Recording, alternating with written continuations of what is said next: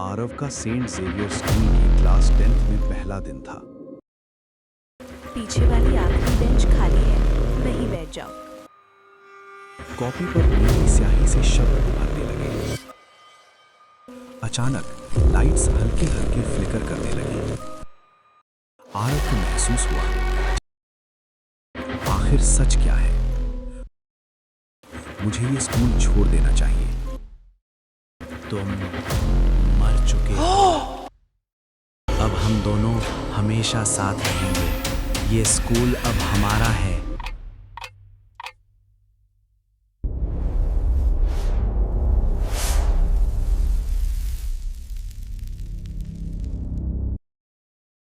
आरव सिर्फ 15 साल का था, शांत स्वभाव का, लेकिन पढ़ाई में बहुत होशियार। कुछ ही दिनों पहले उसके पापा की नई नौकरी लगी थी, इसलिए पूरा परिवार अपना पुराना शहर छोड़कर लखनऊ आ बसा था। आज आरव का सेंट जेवियर स्कूल की क्लास 10th में पहला दिन था। नया स्कूल, नए चेहरे, नई जगह। स्कूल के बड़े से गेट के सामने खड़ा आरव कुछ पल के लिए रुक गया। उसके दिल की धड़कन थोड़ी तेज हो गई थी। उसे नहीं पता था कि इस नए स्कूल में उसका इंतजार सिर्फ नए दोस्त नहीं, बल्कि एक ऐसा रहस्य भी कर रहा था जो उसकी जिंदगी हमेशा के लिए बदलने वाला था। आरव, पीछे वाली आखिरी बेंच खाली है, वहीं बैठ जाओ। आरव बिना कुछ बोले धीरे धीरे क्लासरूम के पीछे की ओर बढ़ गया। क्लासरूम काफी पुराना था। लकड़ी की बहुत पुरानी बेंचें, दीवारों पर लगे पोस्टर समय के साथ फीके पड़ चुके थे और खिड़कियों के शीशों पर बारिश की बूंदें टप टप गिर रही थीं। कमरे में एक अजीब सी खामोशी थी, जैसे उस आखिरी बेंच पर बैठने वाले का इंतजार काफी समय से किया जा रहा हो। पहला दिन सब कुछ बिल्कुल सामान्य था, लेकिन शाम को जब आरव स्कूल से घर लौट रहा था, उसे अचानक एहसास हुआ जैसे कोई उसके पीछे पीछे चल रहा हो।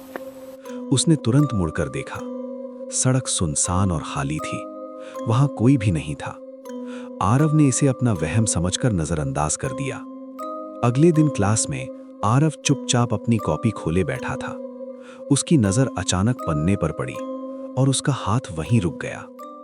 कॉपी पर नीली स्याही से शब्द उभरने लगे, जैसे कोई अदृश्य हाथ धीरे धीरे लिख रहा हो। आरव का दिल जोर जोर से धड़कने लगा। क्लास में सब बच्चे अपनी अपनी पढ़ाई में लगे थे, लेकिन उसकी कॉपी पर लिखावट अपने आप बनती जा रही थी। घबराकर उसने जल्दी से वो शब्द मिटा दिए, लेकिन अगले दिन कॉपी पर फिर वही नीली स्याही उभरी। अब आरव के हाथ हल्के हल्के कांपने लगे थे। चौथे दिन और पांचवें दिन कॉपी के पन्ने पर धीरे धीरे शब्द उभरे। अब आरव के मन में डर धीरे धीरे बढ़ने लगा था। उसे बार बार महसूस होता जैसे क्लासरूम में कोई और भी मौजूद है, कोई जो चुपचाप उसे देख रहा है, हर पल, हर जगह। और वो जो भी था, वो सिर्फ उसे देख नहीं रहा था, बल्कि वो उससे बात करने की भी कोशिश कर रहा था। अब आरव की रातें बदल चुकी थीं। उसे ठीक से नींद ही नहीं आती थी। जैसे ही आंख लगती, उसे वही सपना फिर से दिखाई देता।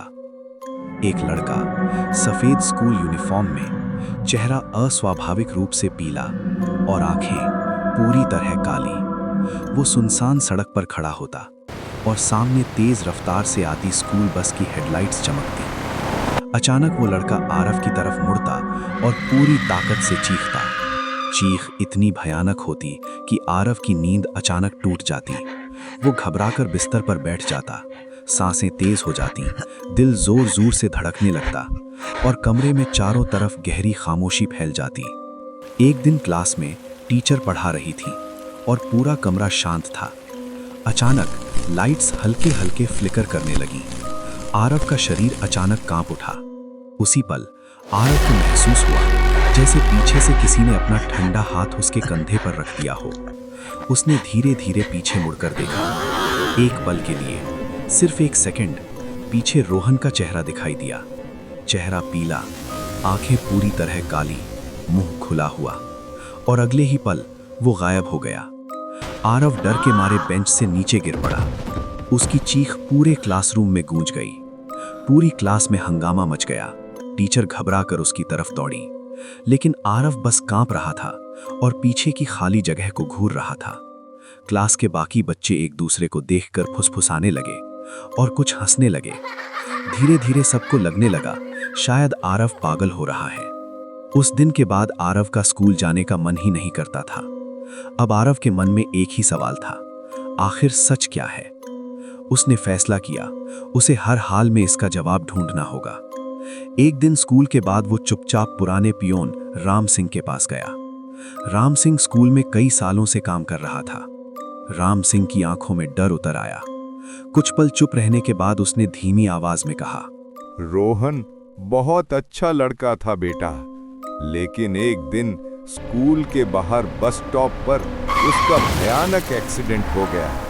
वो हमेशा क्लास की आखिरी बेंच पर बैठता था और उसकी मौत के बाद से उस बेंच पर बैठने वाला कोई भी नया लड़का ज्यादा दिन टिक नहीं पाया। सब डर कर सीट बदल लेते हैं या फिर स्कूल ही छोड़ देते हैं। तुम भी सावधान रहना बेटा। आरव अकेला उसी आखिरी बेंच पर बैठा था।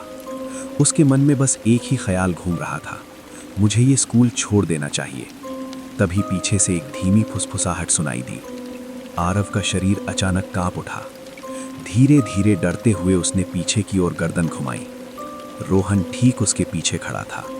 उसका शरीर अजीब तरह से टेढ़ा मेढ़ा था, हाथ आगे की तरफ बढ़े हुए और उसकी यूनिफॉर्म से खून टपक रहा था। आरव घबराकर दरवाजे की तरफ भागा, लेकिन वो जितना कॉरिडोर में भागता, कुछ ही सेकंड बाद खुद को फिर उसी क्लासरूम में खड़ा पाता। आखिरकार थककर और डरकर आरव वापस उसी आखिरी बेंच पर बैठ गया। दरवाजे अपने आप धड़ाम से बंद हो गए। लाइट्स एक एक करके बुझने लगी। अब पूरा कमरा अंधेरे में डूब चुका था। उसकी आंखों से आंसू बहने लगे। तभी रोहन धीरे धीरे उसके सामने आकर बैठ गया। इस बार उसका चेहरा शांत था। अब सच सुन लो आरव। आरव, तुम्हें क्या लगा तुम यहाँ चलकर आए हो? उस बस हादसे की चीखें याद करो। तुम कभी स्कूल पहुँचे ही नहीं थे। आरव की सांस रुक सी गई। तुम मर चुके हो। कमरे में सन्नाटा फैल गया। रोहन की आवाज़ और धीमी हो गई। मैं 20 साल से यहाँ अकेला था, लेकिन जब तुम्हें देखा तो लगा अब मुझे भी एक दोस्त मिल गया। इसलिए मैं बार बार लिखता रहा, मुझे छोड़कर मत जाना। अचानक आरव के दिमाग में यादें चमकने लगी।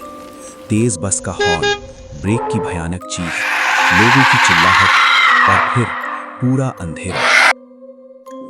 आरव का चेहरा सफेद पड़ गया। रोहन धीरे से मुस्कुराया। अब हम दोनों हमेशा साथ रहेंगे। ये स्कूल अब हमारा है और हम कभी एक दूसरे को छोड़कर नहीं जाएंगे। एक नई स्कूल बस गेट के सामने आकर रुकती है। एक नया लड़का बस से उतरता है। लड़का चुपचाप जाकर बैठ जाता है।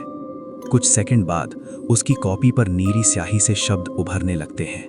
मेरा नाम आरव है, मुझे छोड़कर कभी मत जाना।